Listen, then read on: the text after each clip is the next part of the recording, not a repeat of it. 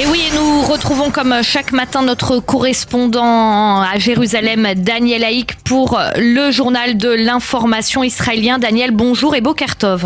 Bonjour et Boker Tov, Eva. Ce matin encore, malheureusement, nous ouvrons ce journal par l'annonce de la mort de 3 nouveaux soldats israéliens tombés au combat, Daniel. Oui, effectivement, il s'agit du sergent Lavi Guiassi, 19 ans, de Hashmonaïm, combattant de la brigade du Nahal tombé dans le nord de la bande de Gaza. Du lieutenant Yaakov Elian, 20 ans, de Ramat Gan, élève du cours des officiers combattants Geffen, tombé dans le nord de la bande de Gaza. Et du lieutenant Omri Schwartz, 20 ans, de Shadmot Dembora, élève du cours des officiers combattants Geffen, tombé lui aussi dans le nord de la bande de Gaza. Hier, en milieu de journée, Tzahal a annoncé la mort de 2 autres soldats, le lieutenant de réserve Lior Sivan, 33 ans, et le sergent-chef Uriel Cohen, 34 ans, de Tsour Hadassa. Que leur souvenir soit béni. Tzahal souligne également que 5 soldats ont été très grièvement blessés hier lors des combats.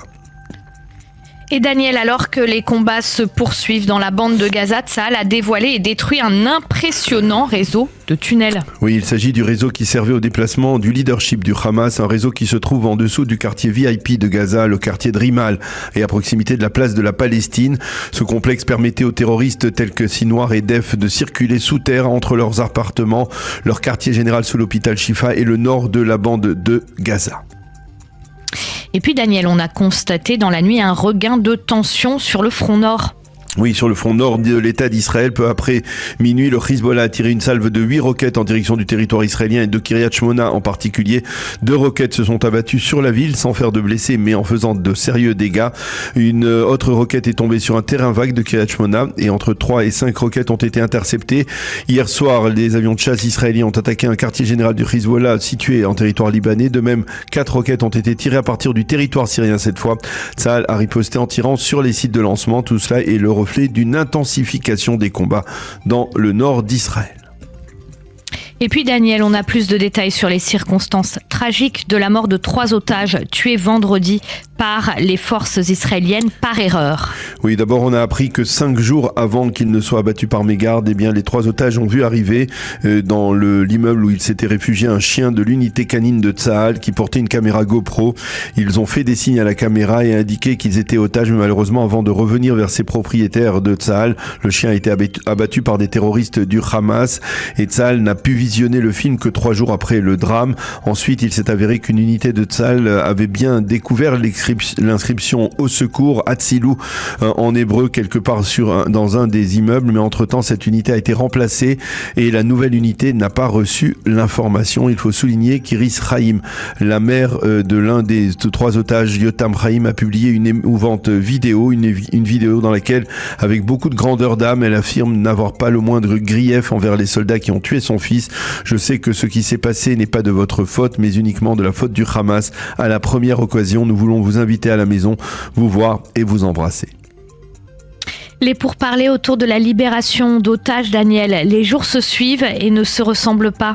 Oui, en effet, hier, les informations faisaient état de progrès sérieux sur la voie d'un accord, mais ce matin, les mêmes sources parlent de retour en arrière dans les discussions. Il faut souligner qu'Israël a fait une proposition au Hamas en ces termes, 2 semaines de trêve en échange de la libération d'une 40aine d'otages, mais le Hamas a repoussé cette proposition et hier soir, Benjamin Netanyahu a publié une vidéo dans laquelle il affirme qu'il n'est pas question d'arrêt définitif des combats ou d'arrêt des combats.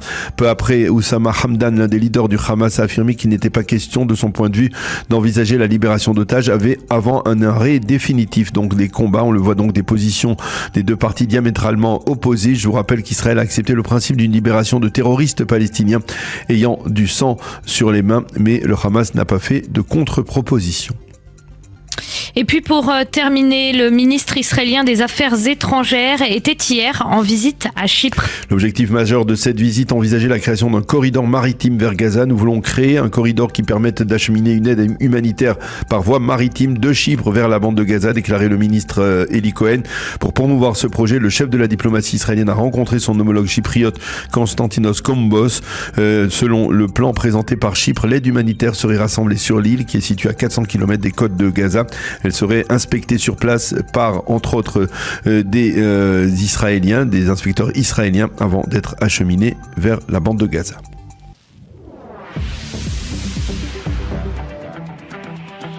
Radio Qualité. Page météo pour compléter ce premier journal. Le temps sera partiellement nuageux à clair sur l'ensemble du territoire israélien. Température 18 degrés à Jérusalem, 23 à Tel Aviv, 25 à Eilat. Nous avons le plaisir d'être en ligne avec le lieutenant-colonel de réserve Stéphane Goldin. Stéphane, bonjour, Boker Tov. Boker Tov, Daniel. Merci d'être avec nous ce matin. Je voudrais qu'on fasse un point sur la situation et d'abord essayer de comprendre pour les gens qui ne suivent pas exactement minute par minute ce qui se passe dans la bande de Gaza. On a dit que le nord de la bande de Gaza était sous le contrôle de l'armée israélienne, que le quartier de Sadjaïa, le quartier de Jebalia était entièrement sous les contrôles de Tsahal, et pourtant on voit qu'il y a tout de même des affrontements et des pertes en vie humaine de la part de Tsahal, plusieurs soldats qui ont été tués hier dans le nord de la bande de Gaza. Et comment expliquer ces deux informations ? Alors, il est vrai que l'armée israélienne a annoncé avant-hier exactement, que Jebalia était sous contrôle israélien. Sedjaïa n'est pas encore complètement sous le contrôle. Il faut savoir que nous sommes quand même dans une configuration urbaine qui est très très complexe. Donc, il y a énormément de bâtiments, il y a énormément de souterrains, il y a énormément de tunnels, il y a énormément de coins et de recoins. Donc, nous sommes dans une guerre urbaine. Donc, il reste évidemment des fractions terroristes qui sont sur le terrain, qui sont prêts à se battre, et ces terroristes du Hamas sont prêts à mourir, je dirais, en shahid, en martyr. En martyr, merci. Voilà, je cherchais le mot. Et donc, ils sont prêts à tout pour aller jusqu'au bout. Donc, c'est vrai qu'on peut dire que 97%, 98% du nord, je dirais, de la bande de Gaza est sous contrôle israélien. Évidemment, il reste des poches où il y a encore des résistances, mais on peut dire que le nord est déjà sous contrôle israélien. Maintenant, reste à contrôler toute la partie de Khan Younes. Et dans un troisième temps, il faudra de toute façon qu'on aille jusqu'à Rafah pour avoir l'ensemble de la bande de Gaza sous notre main. Alors, je pose cette question parce que je voulais vous savoir si on est condamné d'une certaine manière à ce genre de combat, c'est-à-dire que il peut y avoir même dans un mois ou 2 mois des terroristes qui ressortent de temps en temps, qui tirent, qui lancent un missile anti-tank et ça peut se poursuivre comme ça indéfiniment ? Malheureusement, oui. Si nous n'arrivons pas à éradiquer complètement le Hamas, ça veut dire que nous n'arrivons pas à complètement sortir tous ces terroristes de la bande de Gaza. Oui, nous sommes face à une sorte de guérilla que nous devrons vivre ou nous devons vivre quotidiennement sur la bande de Gaza. Donc c'est pour cela qu'il va falloir continuer à intensifier les bombardements sur la bande de Gaza, continuer à intensifier le combat sur la bande de Gaza. Aujourd'hui, certains parlent de trêve, certains parlent de cessez-le-feu. Je pense que chacun doit avoir son agenda. Je pense que les Américains doivent avoir leur agenda. Alors, on va revenir, Stéphane, sur le cessez-le-feu, parce que c'est effectivement lié au cessez-le-feu. Parce que je voudrais vous poser la question. Juste, est-ce que effectivement... ce que je voulais dire pour terminer, c'est qu'il va falloir qu'on continue à canarder, à bombarder, à travailler au sol toute la bande de Gaza pour éliminer le maximum de terroristes. Malheureusement, il en restera toujours 1 ou 2 qui voudra à un moment donné se venger et tirera un missile anti-tank ou appuiera sur le bouton d'une mine. Alors vous avez parlé du cessez-le-feu, c'est important parce que je voudrais savoir, est-ce que à votre avis, avec un petit peu de recul du temps, le premier cessez-le-feu, il a permis à des terroristes du Hamas de revenir par exemple dans le nord de la bande de Gaza et de continuer à combattre, ou alors qu'ils étaient déjà réfugiés dans le sud, ou qu'ils avaient quitté le nord sous la pression de Tsahal? C'est une question qui est assez, compliquée, parce que d'un côté, il y avait la question des otages qu'il fallait qu'on libère et qu'on doit continuer et qui doit être notre principale priorité. Mais je reste persuadé que la première trêve est arrivée trop tôt. Elle est arrivée trop tôt parce que le cessez-le-feu a permis au Hamas, dans le sud, à se réarmer, à se réorganiser, à réinvestir certaines places où nous avions mis une certaine pression. Ça, c'est pour, je pense, la bande de Gaza. Parlons par exemple de la frontière nord, de ce qui se passe au nord avec le Hezbollah. La trêve a permis au Hezbollah de revenir le long de la frontière. Elle avait été écartée au-delà de la ligne de Nabatieh, pratiquement sur la ligne du Litani, donc à peu près 20-25 km. On avait créé une bande de sécurité, je dirais, qui permettait au Hezbollah d'être beaucoup plus loin. Cette période de trêve a permis aux troupes terroristes du Hezbollah de revenir sur la frontière, pareil à Gaza. Donc cette trêve, je pense, c'est vrai qu'on en a besoin pour la question de la libération des otages, mais je pense qu'au moment donné, il va falloir qu'on y réfléchisse. Et pour ça que je disais auparavant, chacun doit avoir son propre agenda. Je pense que les Américains ont leur propre agenda, les Qataris ont leur propre agenda, mais nous devons avoir notre propre agenda par rapport à ce que nous voulons. Ça veut dire l'éradication du Hamas et la libération des otages. Et oui, mais dans cet ordre ou dans l'ordre contraire, parce qu'on a l'impression de ces derniers jours, ces 2-3 derniers jours, on a l'impression que la pression justement militaire, elle s'est un petit peu allégée, et que la priorité aujourd'hui, c'est la libération des otages, dans la mesure où, et on le voit à travers, c'est Israël qui fait des propositions et le Hamas qui les repousse. C'est pas tellement dissuasif tout ça. C'est pas tellement dissuasif, c'est vrai, mais je pense que la libération des otages et l'éradication du Hamas doivent être menées en parallèle. C'est-à-dire que tant que nous continuerons pas à bombarder fortement la bande de Gaza, à rentrer, franchement, avec toutes nos forces, nous n'arriverons pas à libérer les otages. Mais c'est pas ce qu'on fait aujourd'hui, c'est pas ce qu'on fait aujourd'hui apparemment, parce que, je sais pas, on a le sentiment que l'intensité des bombardements, en particulier des bombardements aériens, mais même l'intensité de l'opération, elle a baissé. Peut-être sous la pression, là encore, des Américains par rapport aux civils palestiniens, etc. Est-ce qu'on n'est pas un peu prisonnier à la fois d'un côté de la campagne menée par les familles des otages, de l'autre côté des Américains, et que finalement cela se fait sur le compte de cette volonté d'éradiquer le Hamas ? Alors, vous avez en partie raison. Je pense que c'est vrai que nous sommes face à une volonté des Américains, surtout, et aussi des Qataris, de vouloir nous amener vers une trêve, de vouloir un petit peu qu'on lève le pied. Par rapport à ce que vous avez dit, par rapport aux familles des otages, je les ai entendus, et je pense que les familles des otages souhaitent qu'il y ait une continuité de Tsahal pour éradiquer le Hamas. Donc c'est vrai que les familles des otages, d'ailleurs, nous disent clairement, nous souhaitons à tout prix que la question de l'éradication du Hamas et de la libération des otages se fasse en parallèle. Oui, mais quand ils disent... Il y a certaines voix qui peuvent être dissonantes, mais je pense que la grande majorité des familles des otages pensent comme ça. Oui, mais quand les familles des otages disent on veut la libération des otages à tout prix maintenant, et quand on répète ce message à tout prix maintenant, ça veut dire à tout prix, ça veut dire quitte à arrêter les combats pour libérer tous les otages. Je me mets à la place des familles des otages. Oui, on se met. Je peux comprendre ce sentiment de frustration, de ne pas pouvoir avoir récupéré son enfant, son père, son mari. Quelqu'un de proche, et je le comprends aisément. Mais parallèlement, je pense que nous sommes face à une pression américaine, parce que les États-Unis sont en campagne électorale, qui fait que de facto, nous avons un petit peu, je dirais, levé le pied, malgré ce que peut dire les autorités militaires, un petit peu lever le pied. Et je pense que nous devons faire tout le contraire. C'est là où nous devons accélérer, c'est là où nous devons appuyer, parce qu'il n'y a que de cette façon que nous arriverons, par rapport à notre propre agenda, à libérer les otages et éradiquer le Hamas. Dans le fond, le Hamas, quand on le voit aujourd'hui, il est quand même il est sous pression. Il est sous pression. D'un côté, il veut des négociations, après il en veut plus. On voit ce qui se passe au Qatar, on ne sait pas où est Sinwar. Bon, il y a énormément de choses qui se passent aussi au sein du Hamas. On voit qu'il y a aussi une désorganisation au sein de la tête du Hamas, entre l'aile politique et l'aile militaire du Hamas.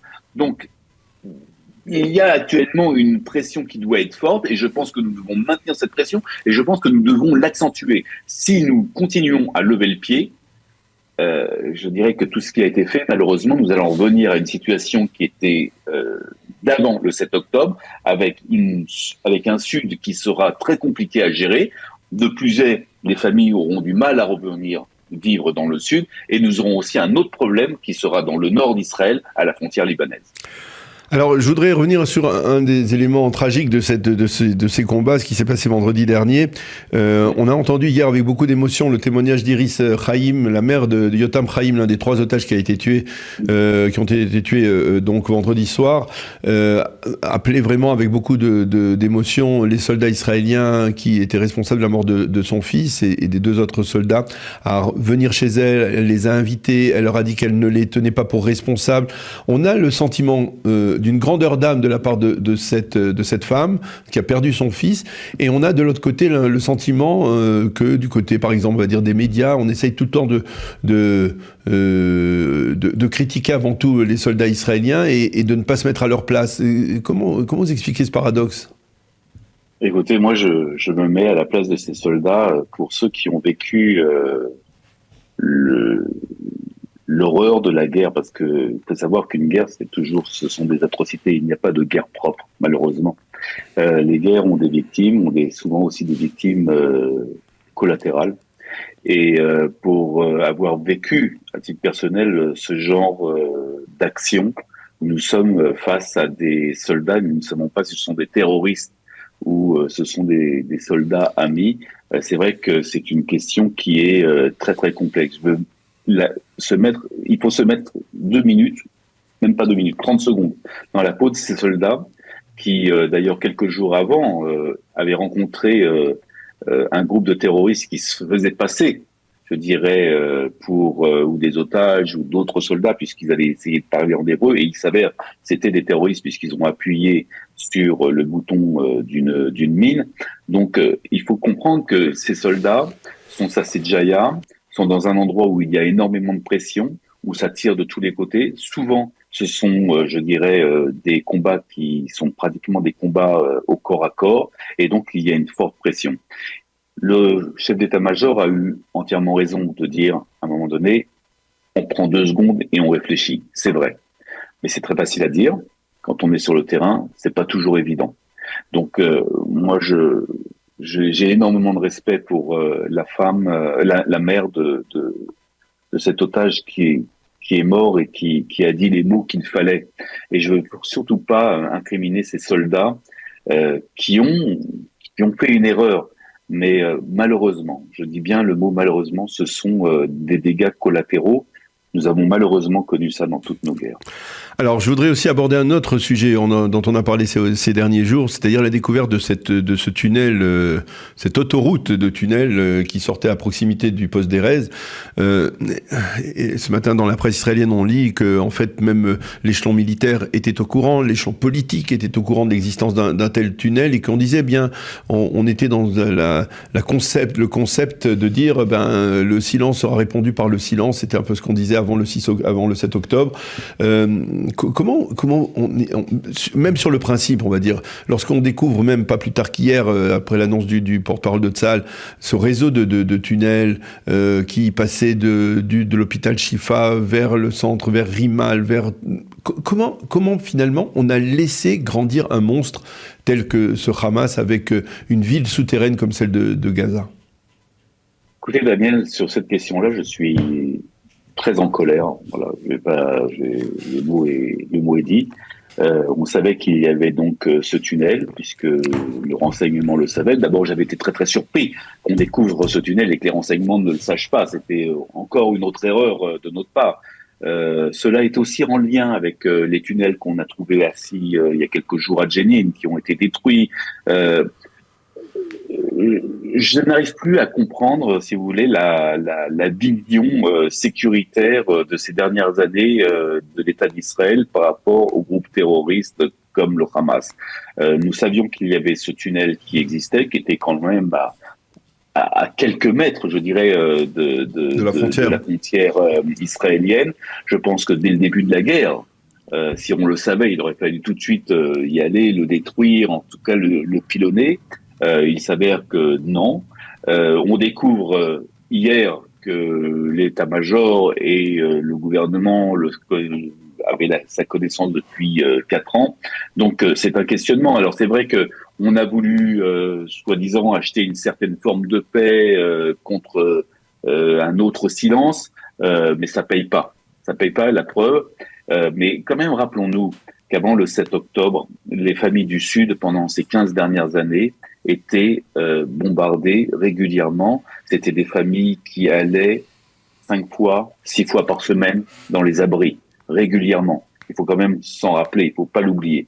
Ce qui s'est passé le 7 octobre, ce qui s'est passé avec ce tunnel. Ce qui s'est passé aussi à Jenin avec les tunnels que l'on a trouvés. À un moment donné, il va falloir rendre des comptes et à un moment donné, il faudra une commission qui mette tout ça à plat parce que c'est inacceptable, c'est inexcusable qu'on puisse le savoir et qu'on n'ait rien fait jusqu'à présent. Alors jusqu'à présent, on n'a rien fait avec la bande de Gaza, mais aujourd'hui, il y a le nord du pays, il y a le Hezbollah. Tout le monde sait qu'il y a des tunnels qui sont censés passer de la frontière du sud Liban vers le territoire israélien, des tunnels offensifs. Il n'y a pas cet obstacle qui a été dressé dans la bande de Gaza à coût de milliards de shekels avec des senseurs, etc., qui n'a servi à rien. Mais il y a des tunnels. Pourquoi finalement là-dessus on ne devance pas l'appel, on n'essaye pas de prévenir les choses et on n'essaie pas de détruire toutes ces infrastructures que le Hezbollah aussi a créées ces dernières années.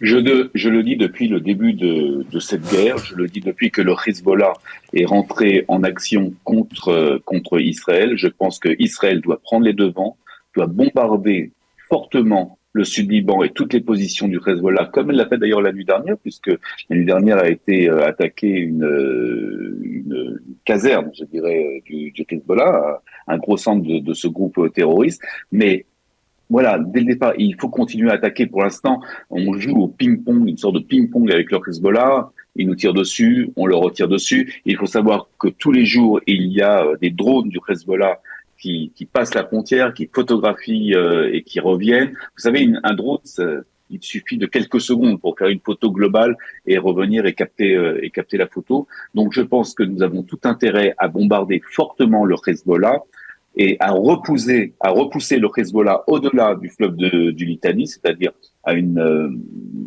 peu près à 27 kilomètres de la frontière israélienne, parce que si nous ne le faisons pas, malheureusement, les familles du Nord ne pourront pas revivre dans le Nord d'Israël d'une façon correcte. Il faut savoir que dans le Nord, il n'y a pas de miklat comme il y a dans le Sud aussi. Il n'y a pas eu de financement des miklatim, des abris. Donc on va se retrouver dans une autre problématique. Et donc il faut à tout prix qu'on repousse à tout prix le Hezbollah d'une façon très forte. Tout ça est lié aussi à la politique libanaise. Tout ça est lié, il ne faut pas l'oublier, aussi à l'Iran. Il faut savoir que Nasrallah est très lié à l'Iran et les contacts sont réguliers entre, l'Iran et le Hezbollah. Eh bien, Stéphane Goldin, merci beaucoup d'avoir accepté de répondre à nos questions, de nous avoir éclairé en tout cas sur ces différents fronts, on va dire essentiellement celui de la bande de Gaza, mais aussi effectivement ce front latent qui devient de plus en plus chaud chaque jour dans le nord du pays. Merci beaucoup d'avoir répondu à nos questions ce matin. Bonne journée, à bientôt. Bonne journée à tous. Au revoir.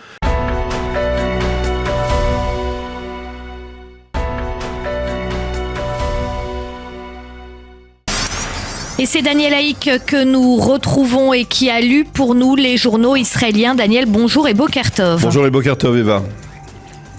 En manchette de son édition de ce matin, le Yediot Aharonot répond à une question que se posent de très nombreux Israéliens. Oui, effectivement, et cette question, c'est comment les services de renseignement militaire ou le Shin Bet n'ont pas pu voir venir l'existence de cet immense tunnel découvert il y a quelques jours près du poste d'Erez à l'entrée nord de la bande de Gaza. Et la réponse s'inscrit en manchette du Yediot Aharonot de ce matin. L'échelon politique et l'échelon militaire savaient.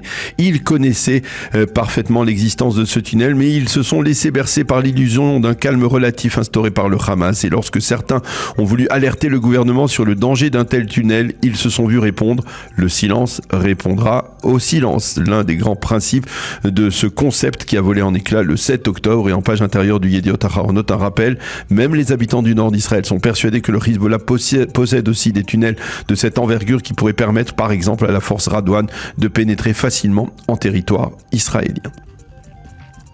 Et puis, les sites d'information mentionnent en évidence la découverte dans les sous-sols de Gaza du centre névralgique des activités terroristes du Hamas, Daniel. Oui, en fait, il s'agit d'un centre qui a été découvert dans le quartier de Rima, le quartier des VIP de Gaza, sous la place Palestine, et qui conduirait aux appartements cachés des chefs du Hamas, une sorte de véritable ville souterraine, des tunnels dans lesquels on peut trouver des salles de réunion, des générateurs, des systèmes d'énergie solaire, bref, tout ce qu'il faut pour permettre aux chefs terroristes du Hamas de mener leur guerre contre Israël. Et puis, Daniel, la manchette du Israël Hayom est importante car elle est le reflet d'une atmosphère qui règne en Israël. Oui, en effet, le Israël Hayom a recueilli les données sur les motivations des soldats qui viennent de s'enrôler dans l'armée israélienne il y a à peine quelques jours, et ces données sont très encourageantes. Il s'avère en effet qu'il y a un engouement particulier chez ces jeunes recrues pour s'enrôler dans des unités combattantes. Un exemple, des jeunes recrues qui voulaient s'enrôler il y a quelques jours encore dans des unités combattantes ont choisi de repousser leur enrôlement lorsque Tsahal leur a dit que ces unités étaient pleines. Et Yoav Limor, le spécialiste sécuritaire du Israël Hayom, explique que ce phénomène s'étend aussi depuis la guerre aux unités de blindés et d'artillerie qui, on le sait, sont très actives au combat dans la bande de Gaza. Dans ce contexte, il indique que l'on envisage une augmentation de la durée du service militaire pour les hommes israéliens. Et cela se produit alors que des soldats combattants continuent de tomber. Et oui, effectivement, le Israël Hayom, comme le Yediot Ahronoth, nous montre en première page les photos de 2 soldats dont la mort a été annoncée hier. Le sergent-chef Uriel Cohen, 34 ans, de Tzur Adassa, qui était marié à Hana, la fille de Meir et Carol Waknin, qui sont très connus dans la communauté francophone de Jérusalem. Uriel, qui avait 2 petites filles, Shir et Lia, était apprécié de tous. Il avait toujours le sourire aux lèvres et c'était un modèle de bienveillance, d'intégrité et de dévouement. Et puis le capitaine de réserve Lior Sivan, 32 ans, de Beth Shemesh, qui était marié à Liav. Son père a vanté lors des obsèques ses qualités. C'était une lumière pour nous tous. C'était un héros de la trempe du roi David, a-t-il déclaré. Et Daniel, 2 éditoriaux ce matin en première page du Yediot Ahronoth autour des combats. Oui, celui de Nahum Barnea qui avance 2 explications aux informations selon lesquelles l'opération terrestre dans la bande de Gaza s'est intensifiée. La première, c'est que les forces israéliennes n'ont toujours pas réussi à neutraliser à 100% les quartiers du nord de la bande de Gaza. La seconde, c'est que Tsahal comprend que la fin de l'opération approche et que l'on veut, au sein de l'armée israélienne, obtenir des succès avant que les forces israéliennes dans Gaza ne soient allégées. Nadav Eyal, lui, était sur le terrain dans la bande de Gaza ces derniers jours et il raconte que des soldats lui ont indiqué qu'ils avaient reçu ces derniers jours des ordres d'économiser leurs munitions, en particulier les obus à tirer. Selon Nadav Eyal, c'est un phénomène nouveau qui signifie que Tsahal entre dans une nouvelle phase de combat, un combat de guérilla qui risque de s'enliser. Les quotidiens israéliens évoquent en page intérieure l'éventualité d'un accord sur la libération des otages. Oui, mais effectivement, le moins que l'on puisse dire, c'est que pour l'instant, on est encore très loin d'un tel accord. Le Israël Hayom reprend ce matin des informations du Wall Street Journal, selon lesquelles Israël a proposé au Hamas une trêve dans les combats en échange de la libération de 40 otages, mais le Hamas a repoussé cette proposition. Le Yediot Ahronoth cite Anthony Blinken qui a déclaré hier « Israël veut un accord ». Le problème, c'est que le Hamas n'a pas encore pris de décision à ce sujet. Le Yediot Ahronoth souligne que les Américains ne s'expriment pas d'une seule et même voix, alors que John Kirby, le porte-parole du Conseil à la sécurité nationale, affirme que les négociations sur un accord sont très sérieuses. Le président Joe Biden a affirmé hier qu'un accord n'était pas proche. Et puis Daniel, les sites d'information reviennent sur la tragédie de la mort des 3 otages tués vendredi soir par erreur par Tsahal. Oui, de nouveaux éléments ont été rendus publics, comme celui d'un chien d'une unité d'élite israélienne, unité Hoketz, qui portait une caméra GoPro et qui avait repéré les 3 otages. Malheureusement, un peu après, le chien a été abattu par des terroristes et les forces israéliennes n'ont pas pu visionner la caméra. Ils ne l'ont visionné qu'après la tragédie de vendredi soir. Et les sites d'information se font également ce matin l'écho des déclarations de la mère de Yotam Chaim, l'un des 3 otages, qui a déclaré aux soldats qui avaient tiré sur son fils « Je ne vous en veux pas, je vous aime », une grandeur d'âme qu'il fallait mentionner ce matin. Et puis Daniel, nous terminerons cette revue de presse avec le Yediot Ahronoth qui consacre ce matin une partie importante de sa première page à l'histoire tragique de Liav Alouche et de Raz Mizrahi. Liav Alouche était soldat de l'unité de Duvdevan. Il est tombé au combat à Gaza il y a quelques jours et Raz Mizrahi était une garde frontière qui a été assassinée le 7 octobre lors de la rave party à Reim. Le Yediot Ahronoth raconte qu'ils étaient tous les 2 amis d'enfance et le journal nous montre une même photo où on les voit ensemble à la crèche lorsqu'ils n'avaient que 2 ans. Cette amitié profonde avait rassemblé et rapproché les familles Alouche et Mizrahi, et ce matin, le Yediot Ahronoth nous relate donc leur histoire, l'histoire de Liav et de Raz, et nous montre les 2 mères endeuillées ensemble, toutes de noir vêtues, en train d'évoquer les souvenirs de cette amitié qui s'est terminée tragiquement. nous allons consacrer les prochaines minutes à rendre hommage à un des soldats tombés au combat dans la bande de Gaza. Il s'agit du sergent-chef Uriel Cohen, Zichrono Livracha, 34 ans, de Tsour Hadassah, qui était marié à Hana. Ils avaient 2 enfants, Lia et Shir et Lia, 2 petites filles. Et nous allons évoquer sa mémoire avec ses beaux-parents, Meir et Carole Waknin, que nous connaissons bien, qui sont des personnalités de la communauté francophone de Jérusalem. Meir et Carole, bonjour. Merci d'accepter de répondre à nos questions ce matin dans des circonstances aussi tragiques. Qui était Uriel, votre gendre? Uriel, c'était l'image des jeunes d'Israël. Parler d'Uriel, c'est parler de tous les jeunes d'Israël, de tous ces anges qui ont choisi de vivre ici, dans ce pays si dur, avec ses voisins si durs, alors qu'ils pourraient être en Suisse ou à Monaco, ou en Afrique du Sud, ou en Afrique, je sais pas moi. Mais ils ont choisi parce qu'ils aiment leur peuple, parce qu'ils croient en Dieu et en la Torah. Et ils savent que c'est leur endroit et que c'est leur mission et que c'est leur tour de garde pour le peuple juif, ce peuple qui a tellement souffert. Et ils sont tous comme Uriel, avec un cœur immense, avec des valeurs énormes, avec du chesed, c'est-à-dire, je sais pas traduire le chesed en français, charité, c'est pas la exactement, bienveillance. c'est pas ça.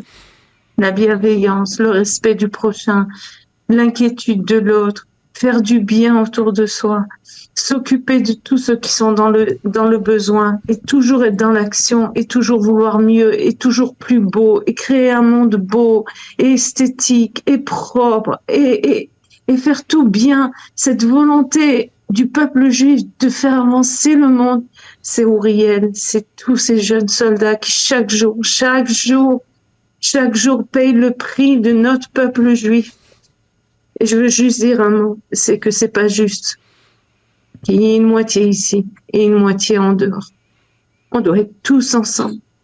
Il n'y a pas de raison que ce prix soit payé par seulement une partie infime de notre peuple. On doit être tous ensemble, sinon on n'est pas juif. Si on n'est pas tous ensemble, de tous les moyens qu'on peut, avec toutes nos forces, Bechol Moadecha, Bechol Levavcha ou Bechol Moadecha, comme c'est marqué dans le schéma. Bechol Asherah, avec tout ton cœur, ton âme et tous tes moyens. On doit être pour Israël, pour notre peuple, parce que le fardeau, il est trop lourd. Si c'est qu'une petite partie du peuple qui va le porter, c'est trop lourd, le prix est trop cher et on va pas tenir.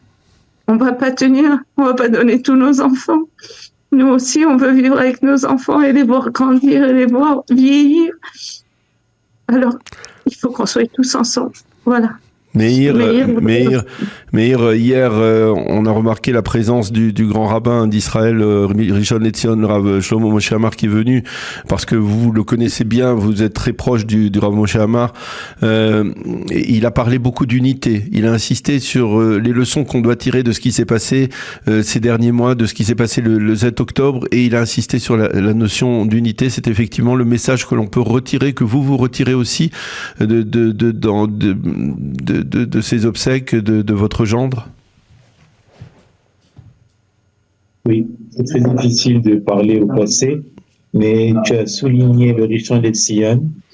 Tu as souligné le Rishon LeZion, c'est vrai, le Rav Amar, qui est un des grands maîtres aujourd'hui, mais il y avait aussi une représentation du gouvernement israélien qui était le ministre du Travail, Yoav Ben-Tzur, et le ministre de la Santé, Ariel Bousso, qui ont été envoyés par Ariel Deri et le gouvernement israélien pour représenter le gouvernement.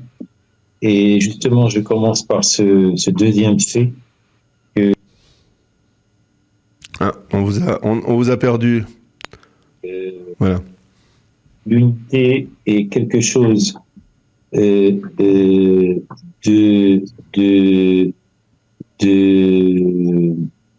pas évident à avoir, et c'est pour cela que ma femme a parlé de la spécificité de tous ces soldats, mais de Uriel, et je voudrais dire quand même sa spécificité d'après moi, il n'est pas décédé par hasard, malheureusement, tué par hasard, malheureusement, dans ces parachiotes qui parlent de Yosef, de Yehuda, tu sais, Daniel, ces trois parachiotes, Vayeshev, Vaiket et Vayigash, le contact entre Yosef et Yehuda. Yosef, on nous le décrit dans la Torah en tant que Measef. La Torah, Rachel Imenu, sa mère, a appelé Yosef. Yosef a donné dit Ben Aher, alors elle a appelé Yosef. Que Dieu me donne encore un enfant. C'est pas des mots en l'air. C'est des prophéties des mères qui parlent. Donc Yosef, ça veut dire que Yosef il a donné la place à l'autre. Ben Aher. C'est pour ça qu'il s'appelait Yosef. Et alors on voit dans toute cette histoire de Yosef extraordinaire que malgré qu'on l'a jeté dans le puits, etc., il était Measef. C'est lui qui a rassemblé tous les frères. Et on voit dans le paracha de Vayigash et qui dit Ani Yosef. C'est quoi ça, Ani Yosef? On sait. Eh oui, Ani Yosef, ça veut dire moi, je peux être Yosef, vous rassembler. Vous ne pouvez pas, vous. Yehuda, c'est autre chose.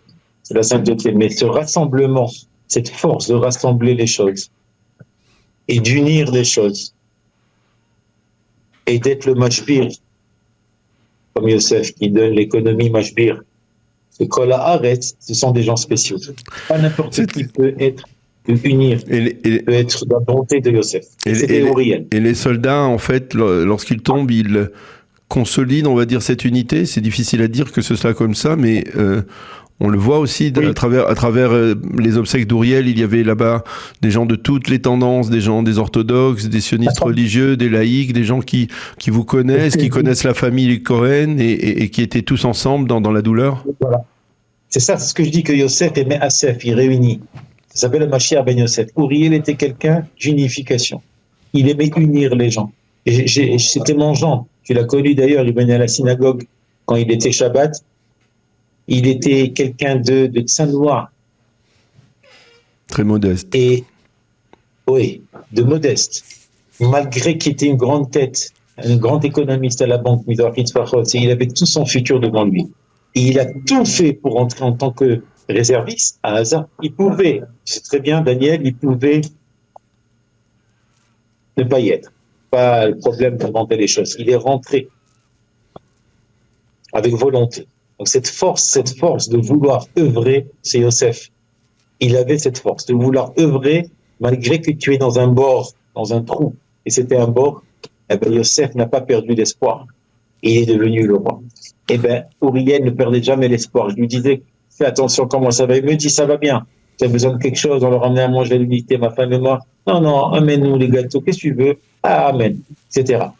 C'était quelqu'un de discret, c'était quelqu'un de passionné, aimant la vie, aimant le pays, un grand sioniste israélien, et respectueux, et aidant sans arrêt. Il aidait les gens. Et c'est ça que dit ma femme, ce trait de caractère qu'ils ont ces soldats, que cette jeunesse, faut dire les choses comme elles sont, la jeunesse juive de l'étranger est très loin de ça, de ces qualités de akrava, comme on dit en français, de sacrifice. Voilà, j'aime pas trop ce mot, de se donner, ce don de soi. Sacrifice, ça me rappelle l'autre, le pendu. C'est ce don de soi total pour la terre d'Israël, qui n'est pas que une terre, c'est la Shekhinah, c'est le divin sur terre, etc. Et ça, c'était Uriel. On a perdu quelqu'un. J'ai perdu un Jean, un fils. On a donné le plus cher qu'on a pour ce pays. Voilà. Comment, c'est une question aussi difficile que je voudrais vous poser aussi, comment on fait surface pour votre fille, Hannah, qui a perdu son mari et qui reste seule maintenant avec ses 2 enfants? Je ne sais pas, ma femme te dira, mais moi, je sais une chose. C'est que je peux dire, c'est trop tôt, c'est passé hier, mais je peux dire que en tout cas, en me concernant la vie, en tant que vie normale, dans son entité normale, est finie. C'est une autre vie. Et cette autre vie, il va falloir qu'on l'amène différemment, en vivant, en œuvrant encore plus dans tous les domaines. social, économique, politique, Torah, et communautaire, tout ce que tu veux. Mais c'est plus la même vie. Pour moi, ma vie s'est arrêtée hier et je commence une autre vie.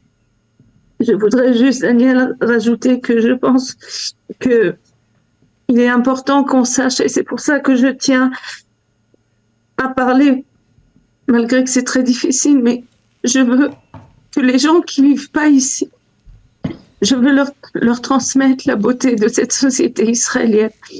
Les gens qui nous entourent et qui entourent ma fille, cette jeunesse merveilleuse, qui nous ouvrent leur maison ici à Tzur Hadassa, puisque nous on habite Jérusalem, qui nous accueillent dans leur maison pour qu'on vienne dormir comme des rois. Ils nous amènent, ils nous ramènent, ils portent nos affaires, ils s'occupent de nous comme si on était des princes à peu près, alors qu'on n'est rien du tout. Ils donnent tout, ils arrêtent de travailler, ils sont là, ils cuisinent, ils nettoient les toilettes, ils font tout pour que Rana et les enfants, ils aient tout. Et ils nous disent, il y a un voisin qui est descendu, qu'on connaît même pas, qui est même pas de notre communauté, et qui pas religieux peut-être. Il est descendu avec des caisses de boissons et de manger. Il a commencé à servir les gens, la tente a été montée. Et il a commencé, je lui ai dit, mais qui tu es? Il me dit, je suis le voisin du premier étage. Je lui ai dit, mais je te connais pas. Il me dit, mais je voyais ton gendre avec les petits, on se voyait, et je l'aimais, ton gendre, on s'est à peine parlé, mais à partir de maintenant, je serai là tout le temps. Je m'occuperai de ta fille, tout ce qu'elle aura besoin, si elle a besoin d'argent, si elle a besoin de manger, s'il faut amener les gosses, je suis là toute la semaine. Mais qui tu es? Mais c'est comme ça. Les Israéliens, c'est les Israéliens. Ils sont un peuple à part. Je dis ils sont parce que je pense que nous, qui sommes au Libre Hadashim, on n'est pas encore du niveau. On n'est pas encore arrivé au niveau du plus simple des Israéliens, de ces générations de gens qui ont construit ce pays à partir de rien, avec des ennemis les plus cruels autour de nous, avec une quantité de personnes infimes face à une immensité d'ennemis. Et malgré tout, avec rien, ils ont fait de ce pays un paradis sur terre. Et maintenant, on va devoir reconstruire le sud du pays et faire du pays un paradis, du sud du pays un paradis sur terre. Hana m'a demandé ce matin, ma fille, maman, pourquoi? Je lui dis parce qu'à partir de maintenant, comme ton mari, il était un prince, tu vas devenir la princesse d'Israël et tu vas être au devant de ce peuple et tu vas mener parce que tu dois maintenant commencer à travailler. C'est pour cela que je voudrais dire un petit mot. Ma femme, ce qu'elle dit, c'est exact. Ce don de soi que je parlais de Yosef, il n'est pas resté une jambe sur l'autre à Sarcelles. Il n'est pas resté sur le fauteuil en donnant des leçons au gouvernement israélien de Brooklyn, en donnant des leçons via London. Non. Yosef a mis les pieds dans la boue, comme on dit, dans la boue égyptienne. Et Chachamim, ils disent que Yosef, le Gematria Tzion, si tu faites le calcul de Yosef, ces lettres, c'est le même nombre des lettres de Tzion. Pour être à Sion, il faut être de la nature de Yosef, œuvrer contre vent et marée. Notre cœur est déchiré, mais on veut transmettre, ma femme et moi, ce message. Il faut œuvrer, continuer à œuvrer, on va œuvrer, mais que les Juifs de l'étranger viennent. Et deuxièmement, arrêtons de donner des leçons au gouvernement. Arrêtons de parler du mal de notre gouvernement.